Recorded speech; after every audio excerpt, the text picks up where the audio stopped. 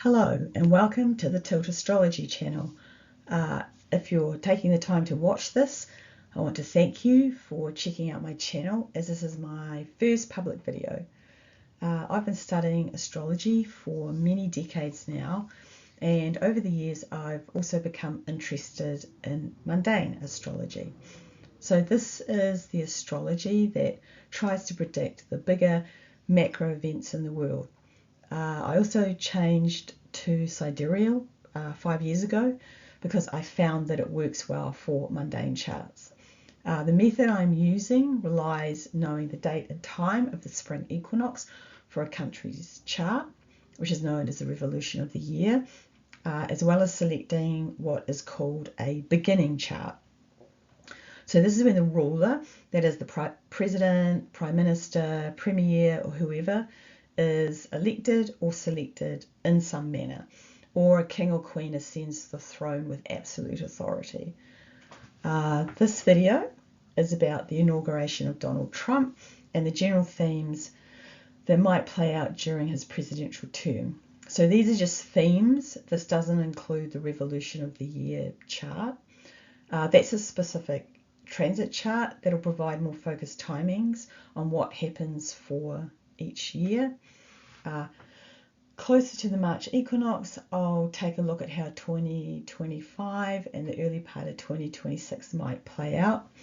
And I'm also going to note that the themes that show up in the beginning chart aren't really much different from things various political and economic commentators are already talking about on other channels. There are just areas that the astrology highlights. I'd also like to add, as a disclaimer, any predictions made with astrology should always be viewed with a healthy degree of skepticism. So let's get into some basics. In mundane astrology, the ruler, the president, is represented by the sun and the planet ruling the 10th house. In the case of the masses, so just the ordinary people living in a country, this is represented by the moon and the planet ruling the ascendant. The inauguration and swearing in nearly always happens on the 20th of January in the USA, with the president being sworn in around midday. So using sidereal, this makes Capricorn, in tropical it's Aquarius, but it's Capricorn in sidereal, and that's the 10th house. The sun is overhead at midday, so this places it at the top of the chart. And by the way, I'm not going to cover all the houses in this chart or every aspect because this isn't a tutorial. I'm just covering where planets are emphasizing certain points within the chart. So I use techniques from both Hellenistic and Vedic astrology. Vedic uses a thing called planetary relationships on top of the standard planetary dignities, which I found useful for adding a little more context as to how the planet might behave. So we have Sun in a sign ruled by Saturn, and in mundane this makes Saturn the other signification of the president. And if we use planetary relationship, the Sun and Saturn are enemies. Vedic also considers the Sun to be slightly malefic, which makes sense as an overly strong sun can burn us or less powerful sun can freeze us. Saturn represents jobs that require hard work. It's the leader of civil servants and the people in civil service, along with acquiring positions in government and dealing with labour and labour-based industries. Capricorn also shows this. It's an earth sign, it's very stable, but it's also very rigid and slow to change its mind. It's practical, attached to material goods, and Saturn also has an inclination to land, farming and property. The path once selected tends to be stuck with. Capricorn is actually sort of the traditional 10th house, so this kind of makes sense. And it also strikes me the setup as an accurate representation of the job of the president. The president at the time of being sworn in now shines above everybody else, for better or for worse. However, the nature of Saturn is going to determine how hard the president must work, what the outcomes are, and what the weight of the presidency will be on the person who assumes the role. I also find it quite interesting that the average age of the president is approximately 55 years on inauguration, which is kind of unsurprising considering Saturn also represents older people. So if we look at the chart, what can we see? As I've already mentioned, the Sun is in Capricorn in the 10th house. The Sun is in what is called a Kendra house or an angle house. And this placement is the strongest one you can have for the Sun. This makes it powerful in a chart, but being in Saturn's sign, it can also make the Sun rebellious. It doesn't like being in a sign of Saturn, and it may want to destroy sort of familiar structures that Saturn puts in place. However, it's in an Earth sign, so it's going to be kind of difficult to do. A lot of ideas and plans, but the execution of these ideas is going to be tough. So Aquarius and Saturn in Aquarius 11th house has big plans for the future. It's service oriented here. The 11th house also rules incomes and gains for the country. So Saturn is in great condition in its own sign and conjunct Venus right here. So Venus has dual meanings.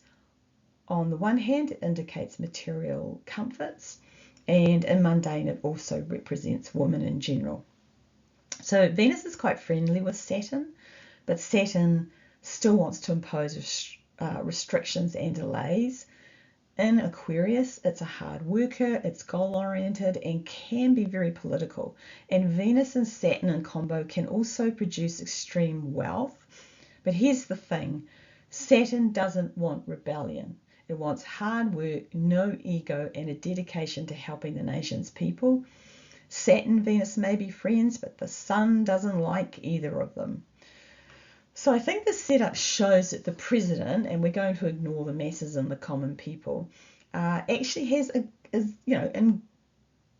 pretty good start. The general theme is a good start. The president benefits, at least initially, with gains and future plans, especially with Venus so close to Saturn. For the president, I think there's luxury and wealth to enjoy. However, any future plans the president may have cannot be implemented as quickly as the president desires, because Saturn, again, is going to delay things even though it's in good condition. It is slow to respond. So the Sun is going to rebel against Saturn and Venus, and it's going to despise Venus.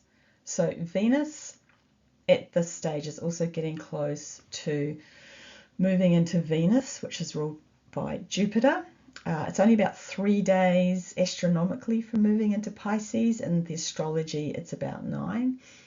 Unfortunately, Jupiter doesn't really like Venus either, and Pisces is a grief-producing house, and it's a sign of loss and expenditure, amongst other things.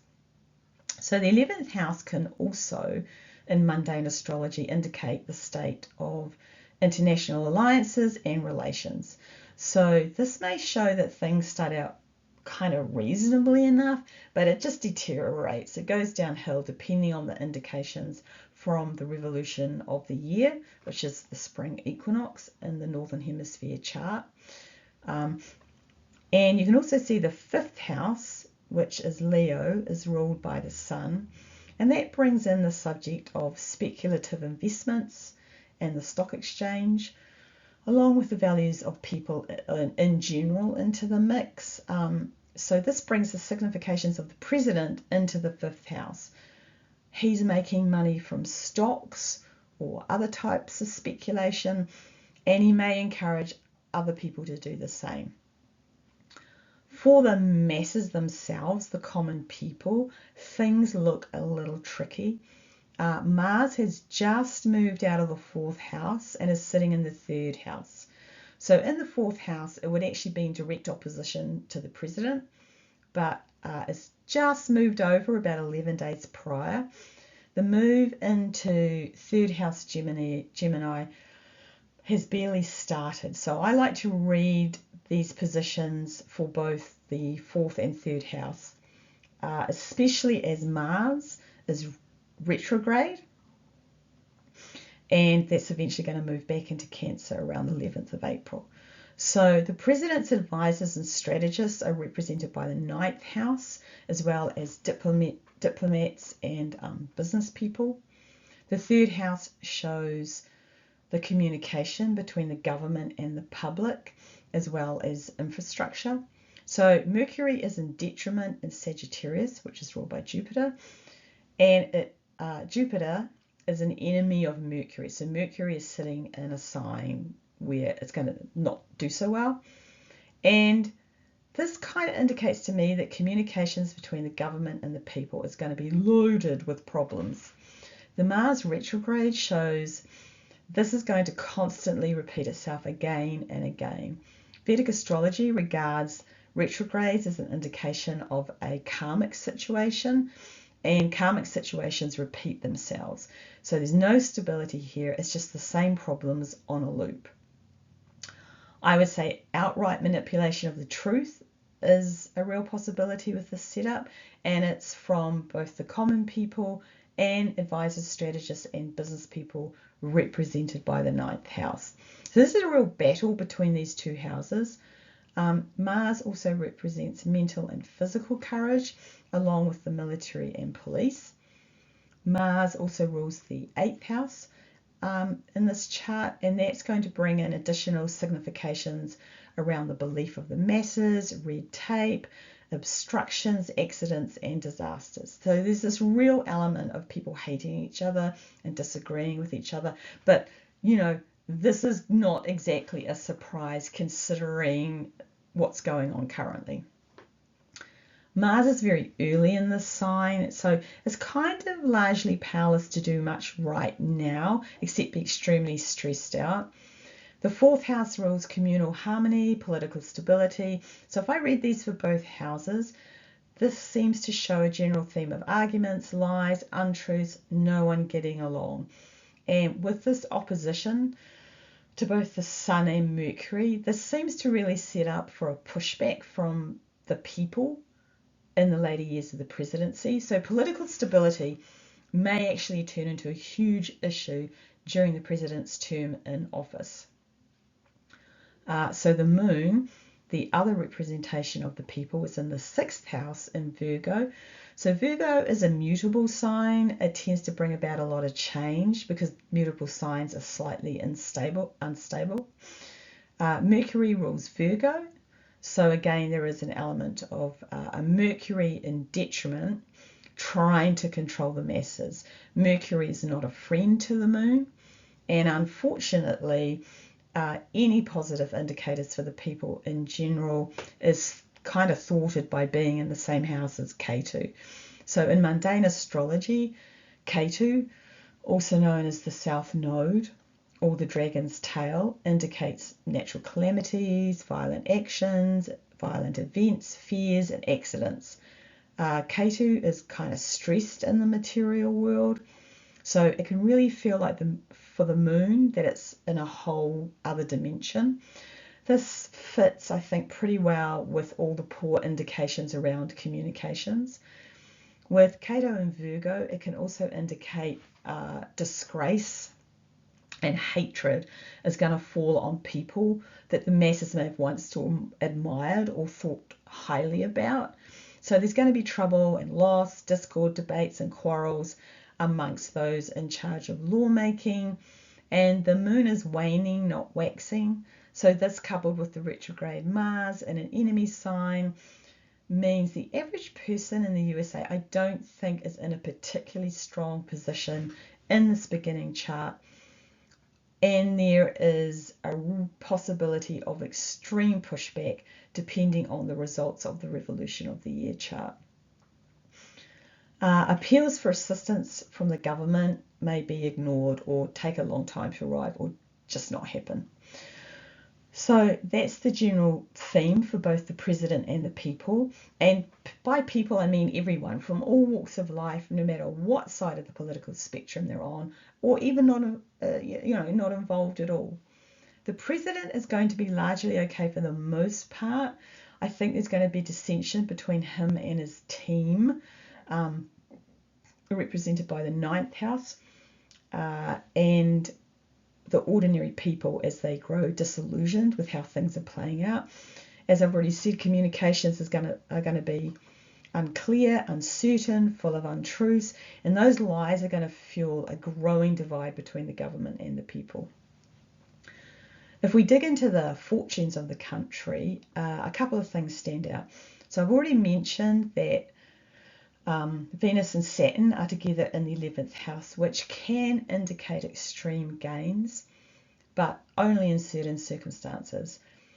Venus also rules Jupiter in this chart, and Jupiter is uncomfortable with Venus. So Venus is not just about love, it's also about relationships, including business partnerships, due to ruling the 7th house. And Venus can also be about mathematics and vehicles. And of course, it's about luxuries, comforts, and prosperity. So Venus can be quite the little weirdo in a chart, depending on the circumstances, as Venus doesn't actually act as expected all the time. The whole thing of love and relationships and prosperity and everything else is kind of not in Jupiter's wheelhouse.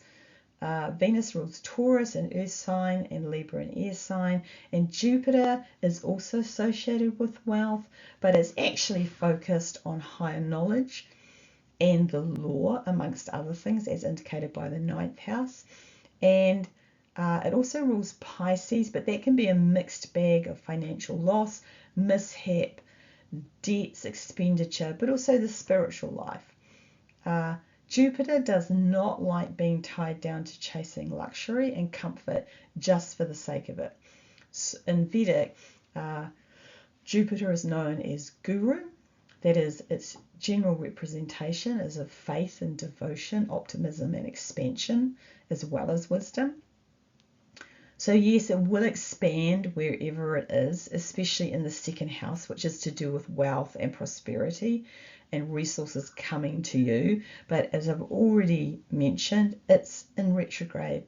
I would expect the stock market to be insane and have huge falls and huge gains, and then possibly it implodes depending on what the revolution of the year chart brings. International relations could turn bad pretty quickly, as not much is needed to nudge the 11th house into more malefic territory if the actions are ego-based rather than focusing on moral and ethical decisions that are best for everyone. And Venus is inevitably going to wind up somewhere else in the revolution of the year charts. So the position of Jupiter, Saturn, and Venus is going to show that initially I think everyone's going to be wildly optimistic about investments, wealth, their finances, the national income and strength of the currency is going to be amazing. But I don't think it's very stable. As I've already mentioned, a retrograde planet goes back to a situation again and again. And I think some people are going to make a lot of money, but there's going to be a lot of people left holding the bag. And I don't think it's the masses, it's the rich people and the elites. There is this trine aspect from the 2nd to the 6th house. And at first glance, you kind of go, well, I think some wealth might go to the average Joe. But considering the condition of the planets themselves and that it's not across the board, I think it could introduce financial distress and massive debt to a lot of people, depending on what those future transits show. And that includes the country itself perhaps winding up in a terrible financial state. Now, if we look at Mercury, Mercury's sitting in the 9th house, as I've already mentioned, and it's ruled by Jupiter. Mercury was in this exact same position in the last Donald Trump presidency. And the major difference was that Jupiter at the time was sitting in Virgo. So in 2017, these planets were in mutual reception. So they were in what's called an exchange of signs. And they're still not happy with each other, but a mutual reception kind of introduces a bit of a detente with the setup. and there's an agreement to help each other out.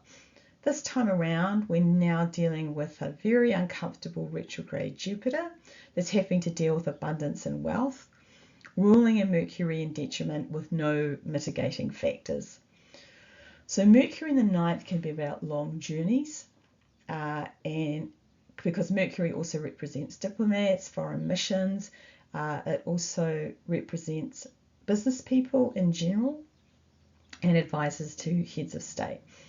The sign of Sagittarius might indicate that there is something up on the diplomatic side and the law side, since the ninth house can also represent foreign things. And with this setup, I think it's connected to the prosperity of the country and how it affects people in general. Again, due to this setup, I don't think this benefits people in the end, but it's going to appear to do that initially. As I've already mentioned, Mercury is in direct opposition to the third house, so this shows real problems with communication. And I really think in this condition, it just ends up, absolutely despising common people. And the trine aspect is kind of spoiled by the square onto the moon between Mars and Mercury. So as I've already noted, Mercury in Vedic astrology hates the moon, so again, immense pressure on the people in general. Rahu is in Pisces and the 12th house. So Rahu in a mundane chart can indicate manipulation, cheats, insincere and immoral acts, salespeople, panic, general deceit. The 12th house can be a very spiritual house, but Rahu is here, and that isn't what Rahu is all about. So Rahu, the north node, or the head of the dragon, is about worldly desires. Rahu wants everything, and it especially wants influence, power, and major accomplishments. So you have an unhappy Jupiter in the mix ruling Pisces, and Rahu really isn't going to do well here. I would expect there are going to be people that are going to try and manipulate the circumstances to their own benefit, and they're going to get caught with their hand in the cookie jar, i.e. the whole thing around Virgo and this setup for hating people that were once admired. Can also indicate loss and debt. Finally, we're just going to go into enemies of the president and the people, which can be seen from a couple of different houses. So this is understandable, as no president, no matter how highly they're regarded, is free from enemies. They will always be disliked by someone, whether it's people from within the country or external enemies from abroad. So the first is the 7th house from the sign of the ruler. So the sun in general shows open enemies of the nation. In this case, it's the 4th house, which is the sign of Cancer. The moon rules Cancer. So potential enemies of the state arise from within the country and from the common people themselves. Private enemies are seen from the 12th house, which is ruled by Jupiter and contains Rahu. As discussed, Rahu indicates manipulation and cheating, amongst other things. So this might indicate enemies who affect the abundance and prosperity of the president and the nation, and those enemies bring debt and loss. So the secret enemies of the president that no one quite knows about yet, in this case is indicated by the 9th house, as this is 12th from the 10th. So this shows enemies might be coming from strategists and advisors to the president, or potentially people connected with foreign powers. Mercury also shows business in general, so people like engineers, research scholars, software engineering, amongst other things. So this might also be showing that a business person with connections to the president and some strange ideas, because Mercury is in detriment, may become a secret enemy over time. So in conclusion, I think the president, initially at least, is going to benefit from the presidential term. There are hints of massive abundance, but it's all over the place, and I think there's going to be big gains, but also possibly big losses. I would expect a wild ride in the stock market, which might not end well for the average investor depending on the revolution of the year chart. So there could be huge losses and quite a lot of debt. I think there's going to be deceit and manipulation from diplomatic and foreign relation aspects, and again could benefit the president at the start, but it's not going to benefit the common people. And actually, I have real concerns as where this is ultimately going to lead. Secret enemies are going to be surprising. I think they could be from the business world. And I also think laws and judgments that involve the average person is going to be detrimental to people. And possibly they're just going to make no sense whatsoever. As I've already mentioned, communications in the form of outright lies and untruths are just going to feature heavily. But I do think that eventually it's going to backfire on those who use that tactic to try and bamboozle people in general. I don't think the president's going to particularly care to get involved in these things at the start for the most part, because remember, the sun is in rebellion mode and is trying to get away from the responsibilities.